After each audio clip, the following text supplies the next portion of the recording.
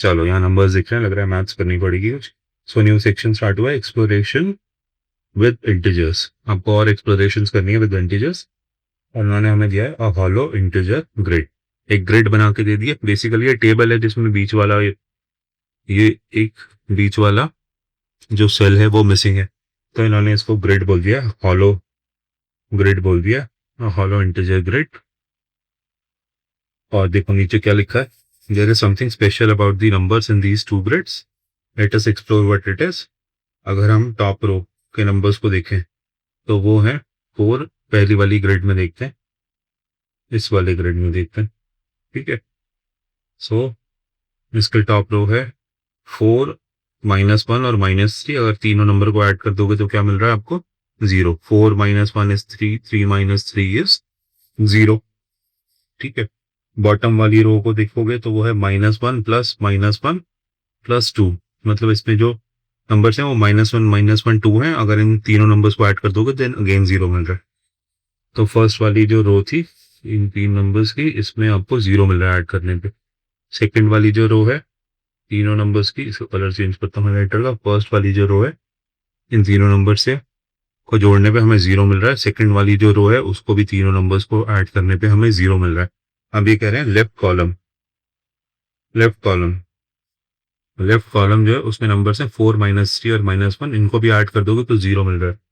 तो लेफ्ट वाला कॉलम ये है 4 -3 और -1, इसको ऐसे ऐड करोगे तो 0 मिलेगा। और राइट कॉलम जो है उसमें -3, 1 और 2, इनको ऐड कर दोगे तो आपको 0 मिल रहा है।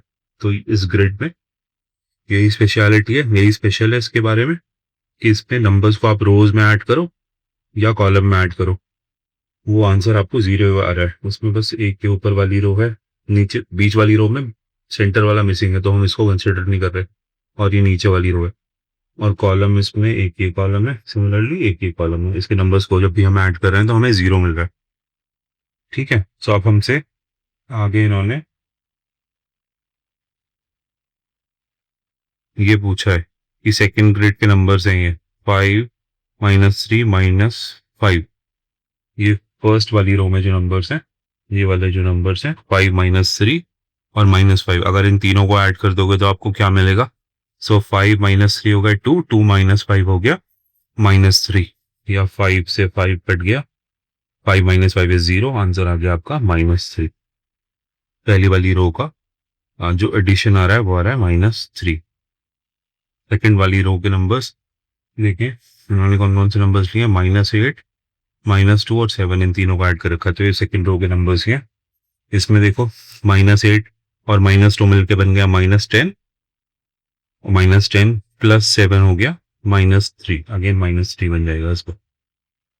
मैं यहाँ कैलकुलेशंस नहीं कर रहा हूँ हर पॉइंट पे, तो क्योंकि हम इतनी देर से करते आ रहे हैं।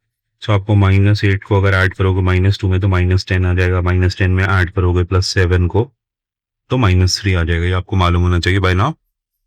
सो इसका आंसर भी -3 आ रहा है। ठीक है, अब हम कॉलम्स को देखते हैं। अब हम कॉलम्स को देखते हैं। अब हम कॉलम्स को देखते हैं, ये वाले नंबर्स देखते हैं। 5 0 और -8, यही तीन नंबर्स इन्होंने यहाँ पे लिखे हैं, 5 0 और -8। इसको ऐड करो तो कितना आएगा? 5 और 0 5, 5 -8 इज -3।